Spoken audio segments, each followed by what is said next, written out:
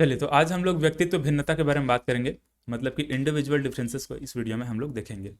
इससे पहले हम लोगों ने व्यक्तित्व को पढ़ा था। व्यक्तित्व थोड़ा लंबा टॉपिक था और ये ज़्यादा बड़ा नहीं है, मुश्किल से 15-20 मिनट में कंप्लीट हो जाएगा। फिर एक समावेशी शिक्षा बचा हुआ है, इंक्लूसिव एजुकेशन, वो बचा हुआ है। और दो टॉपिक और हैं, निर्देशन और परामर्श। ठीक है, तो दोनों को हम लोग एक वीडियो में कवर कर देंगे। मतलब कि ये जो समावेशी शिक्षा है उसको हम लोग अलग, मतलब उसका अलग वीडियो बनेगा, और बाकी निर्देशन और परामर्श तो दोनों को एक वीडियो में कवर करूंगा। देखिए, तो सबसे पहले तो यहाँ पर व्यक्तित्व होता है क्या है उसको समझिए। इसके बाद इसके जो भी क्वेश्चन वगैरह उन सबको हम लोग प्रैक्टिस करेंगे।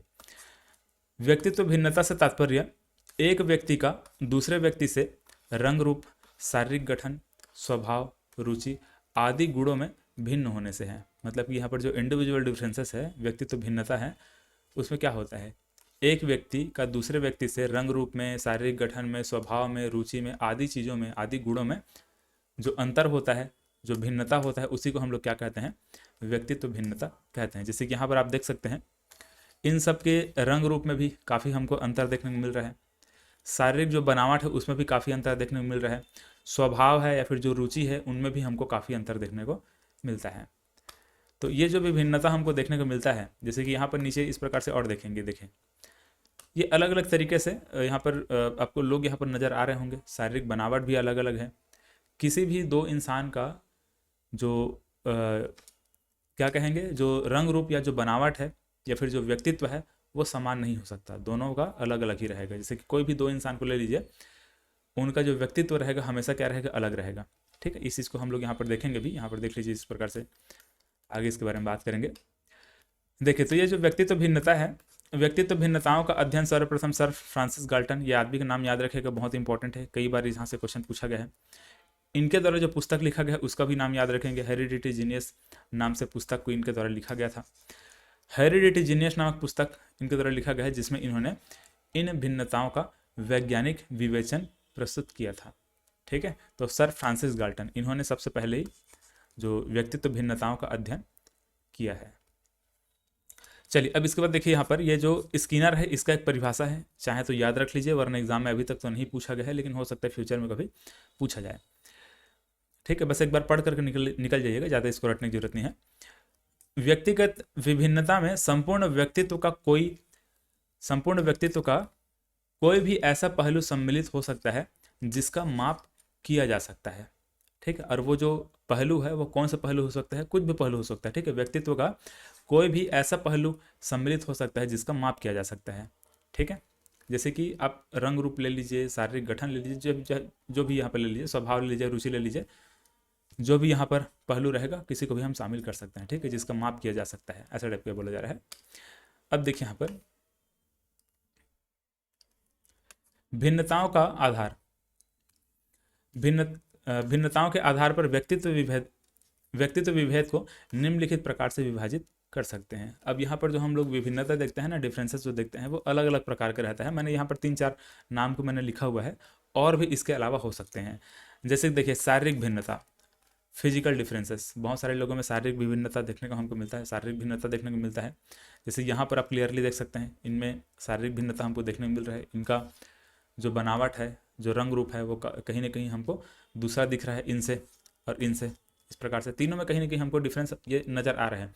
अब इसको देख करके आप बता देंगे कि कहाँ के निवासी होंगे, और मतलब इनमें जो भी डिफरेंसेस है वो हमको क्लियर यहाँ पर दिखाई दे रहे हैं, है ना। कहाँ के निवासी होंगे डायरेक्ट आप देख कर नहीं बता सकते, लेकिन हाँ, कहीं ना कहीं हमको पता चल जाता है कि हाँ, ये इस कॉन्टिनेंट के, इस महाद्वीप के हो सकते हैं, इस देश के हो सकते हैं, ऐसे टाइप से हम अनुमान लगा सकते हैं। देखो, शारीरिक भिन्नता,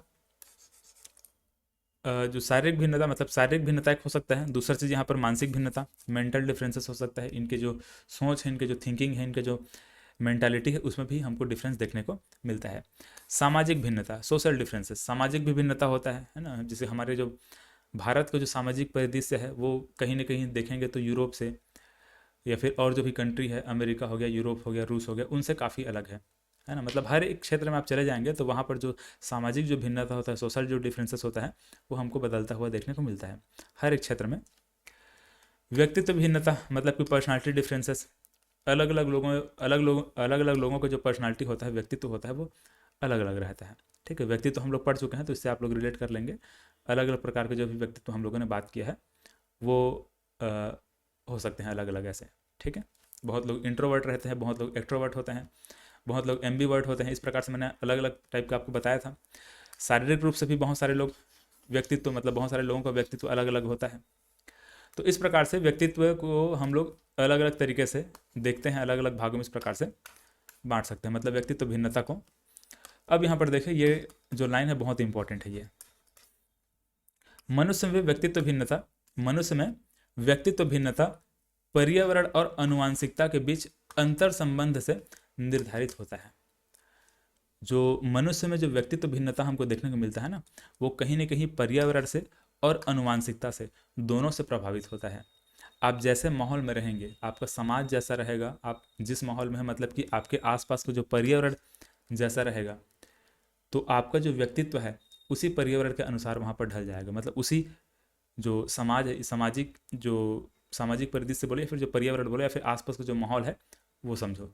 तो आसपास का जो माहौल जैसा रहेगा उसी माहौल में आप ढल जाएंगे। आपके आसपास का पर्यावरण जैसा रहेगा उसी पर्यावरण में आप ढल जाएंगे। आपका व्यक्तित्व उसी के अनुसार रहेगा।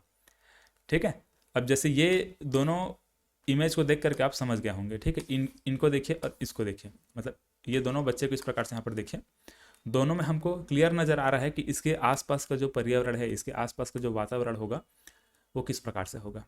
ठीक है। कहीं ना कहीं आपको ये दिख रहा है कि हाँ, इसके आसपास का वातावरण हो सकता है ठीक नहीं होगा। इसके आसपास इसका जो वातावरण मिला, इसको जो पर्यावरण वहाँ पर जो मिला, इसके आसपास को जो सामाजिक परिदृश्य इसको जो मिला है ना, समाज के लोग इसको जो मिले होंगे वो कहीं ना कहीं बेटर होंगे इनसे। इसलिए हमको इस प्रकार से डिफरेंस हमको देखने को मिल रहा है। तो पर्यावरण और आनुवंशिकता, ठीक है, ये दोनों चीज़ पर मतलब कि डिपेंड करता है। ठीक, ध्यान में रखेंगे दोनों को। तो ये व्यक्तित्व जो भिन्नता है ये दोनों चीज़ पर इस प्रकार से मतलब कि डिपेंड करता है। कोई दो व्यक्ति शारीरिक, मानसिक योग्यता, संवेगात्मक दशा में समान और एक जैसा नहीं हो सकता। कोई भी दो व्यक्ति, मैंने पहले भी आपको बताया था कि कोई भी दो इंसान को ले लीजिए। ठीक है। मान कर चलिए आपने इसको ले लिया और इसको ले लिया। अब दोनों में आप समानता यहाँ पर निकालेंगे तो आपको ऐसा समानता देखने को नहीं मिलेगा। किसी भी दो इंसान को उठा लीजिए, दोनों में समानता आप देखेंगे कि दोनों को व्यक्तित्व भिन्नता है वो बिल्कुल भी ना हो, तो ऐसा नहीं हो सकता। दोनों में कहीं ना कहीं उनके व्यक्तित्व में कुछ ना कुछ आपको डिफरेंस देखने को मिलेगा ही। तो या तो हो सकते हैं शारीरिक रूप से अलग हो, या तो मानसिक रूप से अलग हो। उनका सोचने का जो थिंकिंग है ना, जो थिंकिंग है वो हो सकता है अलग हो, या फिर जो संवेगात्मक दशा हो वो भी हो सकता है अलग हो। ठीक है। मतलब जो इमोशनल कंट्रोल या फिर इमोशनली जो होते हैं बच्चे, उनमें हो सकता है कुछ ना कुछ डिफरेंस हमको देखने को मिलेगा। मतलब उनके इमोशंस में कुछ ना कुछ डिफरेंस देखने को मिलेगा। तो इस प्रकार से हो सकता है कि शारीरिक, मानसिक या फिर संवेगात्मक, तीनों में से कुछ ना कुछ आपको अंतर देखने को मिलेगा ही। जैसे मान लीजिए दो जुड़वा बच्चे को ले लीजिए, दोनों अगर दिखने में समान है तो हो सकता है उनका जो मानसिक योग्यता होगा उसमें हमको अंतर देखने को मिल जाए, या फिर हो सकता है उनका जो संवेगात्मक जो दशा है उसमें हमको अंतर देखने को मिल जाए। लेकिन दोनों में कुछ ना कुछ अंतर हमको देखने को मिलेगा ही। चलिए अब यहाँ पर देखिए, जैसे कि एक मूवी आप लोगों ने देखा होगा, जुड़वा मूवी आप लोगों ने देखा है। सलमान खान दोनों में मतलब कि जुड़वा होते हैं, लेकिन दोनों की जो पर्सनालिटी या फिर दोनों का जो व्यक्तित्व है उसमें कहीं ना कहीं हमको डिफरेंस देखने को मिलता है। एक बहुत कमज़ोर टाइप का है ना, मतलब कि शारीरिक भिन्नता हमको देखने को मिल रहा है, एक का जो बहुत कमज़ोर टाइप के दिख रहे हैं, और एक जो है बहुत स्ट्रांग, बहुत पावरफुल टाइप का है।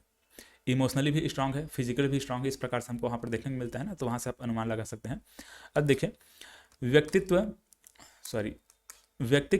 भिन्नताओं को समझने का प्रयत्न सबसे पहले किसके द्वारा किया गया? सबसे पहले किसके द्वारा किया गया था? गाल्टन के द्वारा किया गया था। ठीक है। हम लोगों ने देखा था क्वेश्चन, एक कक्षा में व्यक्तिक भिन्नताओं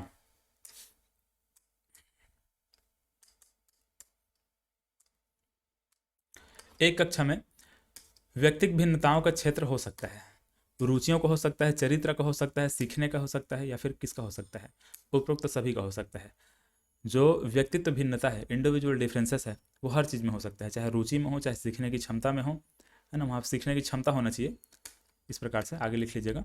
चरित्र हो, ये हर चीज़ में हमको इंडिविजुअल डिफरेंसेस देखने को मिल जाएगा। ठीक है। दो बच्चों में हमको सीखने की जो क्षमता है वो भी अंतर देखने को मिलता है, उनका शारीरिक बनावट भी, चरित्र भी, हर प्रकार से वहाँ पर डिफरेंस हमको देखने को मिलेगा। मनुष्य में व्यक्तिक भिन्नताएं निर्धारित होती हैं पर्यावरणीय भिन्नताओं से, आनुवंशिक भिन्नताओं से। पर्यावरण और आनुवंशिकता के बीच अंतर संबंध थे।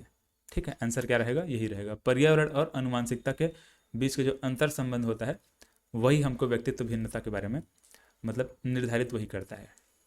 ठीक है, वही जानकारी देता है, ऐसा भी कह सकते हो। हेरिडिटी जीनियस नामक पुस्तक किसके द्वारा लिखा गया है? ठीक है, ये आपको अभी कुछ समय पहले मैं बताया था, गाल्टन के द्वारा लिखा गया है। ठीक है, हेरिडिटी जीनियस किसके द्वारा लिखा गया है? गाल्टन के द्वारा। देखिए इसमें क्या बोल रहा है, बच्चे के आक्रामक व्यवहार को सुधारने का सबसे प्रभावशाली तरीका क्या है? ठीक, कोई बच्चा बहुत ज़्यादा आक्रामक है, बहुत जल्दी गुस्सा कर लेता है, मार देता है, पीट देता है ऐसे, तो उसको सुधारने का सबसे अच्छा तरीका क्या रहेगा वो हमको इसमें देखना है। उसे एकाकी रखना चाहिए, मतलब एकांकी या फिर एकाकी रखना चाहिए जो बोला जा रहा है, इसका मतलब यह है कि उसको अलग रखना चाहिए, समाज से अलग कर देना चाहिए, लोगों से अलग रखना चाहिए, ऐसा बोला जा रहा है। उसके व्यवहार के पीछे छिपे कारणों का, है ना, कारणों की जांच करनी चाहिए, है ना, यहाँ पर लिख लिया, कारणों की जांच करनी चाहिए। उसे कठोरता से दंडित किया जाना चाहिए, उसे अनदेखा किया जाना चाहिए। क्या करना चाहिए बताइए? तो सबसे उपयुक्त जो आंसर रहेगा ये रहेगा। ठीक है, उसके पीछे के छिपे जो कारण हैं उसका जांच करना चाहिए। उसके आक्रामक व्यवहार क्यों है उसका पहले जांच किया जाना चाहिए, उसके बाद उसका इलाज किया जाएगा, है ना। इतना आक्रामक व्यवहार क्यों करता है? मान के चलिए कोई डिप्रेशन में जा चुका है, अब डिप्रेशन में जाने का कुछ ना कुछ रीज़न होगा, है ना। क्या रीज़न उसको पहले पता लगाना चाहिए, वही चीज़ पूछा जा रहा है। किसी भी व्यवसाय में जाने से पहले छात्र छात्राओं को अपनी खाली स्थान पहचान होनी चाहिए, व्यक्तित्व की पहचान होनी चाहिए, अभिरुचि की पहचान होनी चाहिए, योग्यता पहचान होनी चाहिए, या फिर ज्ञान का पहचान होना चाहिए। क्या पहचान होना चाहिए? तो इसका सही आंसर है अभिरुचि। ठीक है, किसी भी व्यवसाय में जाने मतलब कि कोई भी फील्ड में आपको घुसना है, किसी भी क्षेत्र में आपको कार्य करना है, आपको फ्यूचर बनाना है, तो उस फील्ड में आपका इंटरेस्ट है कि नहीं, आपकी रुचि है कि नहीं, वो पता होना चाहिए। ठीक है, तो ये अभिरुचि, ठीक है, ये पता होना चाहिए।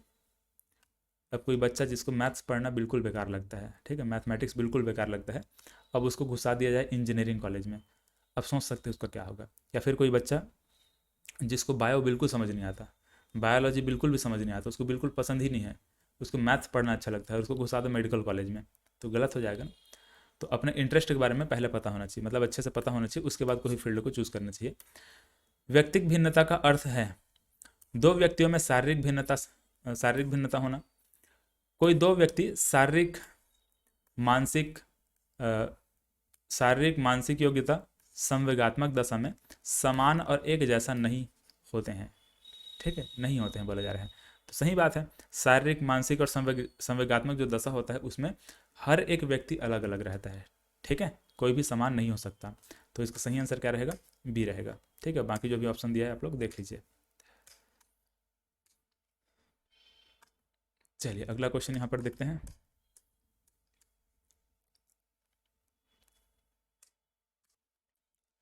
देखिए क्या बोला जा रहा है इस क्वेश्चन में, विकास के व्यक्तिक भिन्नता को समझने के लिए क्या महत्वपूर्ण है। पहला ऑप्शन देखो क्या बोला जा रहा है, पर्यावरणीय कारकों पर विचार करना जो लोगों को प्रभावित करते हैं, शरीर एवं दिमाग के परिपक्वन पर विचार करना, वंशानुगत विशेषताओं के साथ साथ पर्यावरणीय कारकों एवं उसकी पारस्परिक क्रिया पर विचार करना। ठीक है, हमारा आंसर क्या रहेगा? यही रहेगा। ठीक, जब भी व्यक्तिक भिन्नता आएगा आप समझ जाएगा कहीं ना कहीं पर्यावरणीय जो कारक है उसको यहाँ पर दिखाया जाएगा, वंशानुगत कारक है उसको भी दिखाया जाएगा, मतलब दोनों वहाँ पर प्रभावित करते हैं।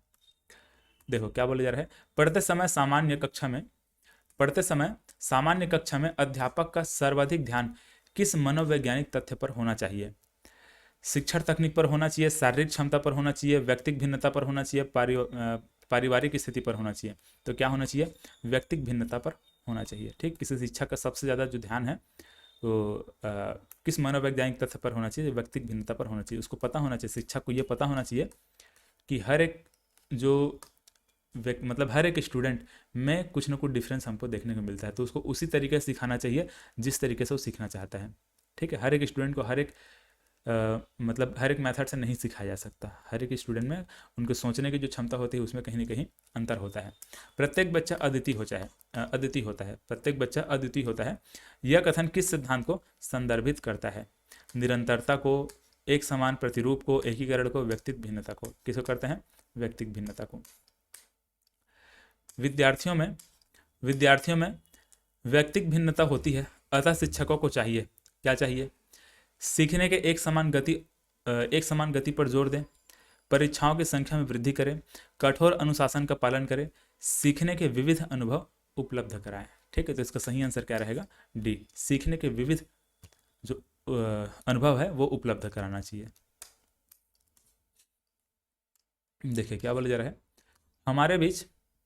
हमारे बीच ऐसे लोग हैं जो लंबे और कुछ छोटे और कुछ गोरे हैं और कुछ अन्य काले हैं, कुछ लोग पुष्ट हैं, कुछ लोग कमजोर हैं।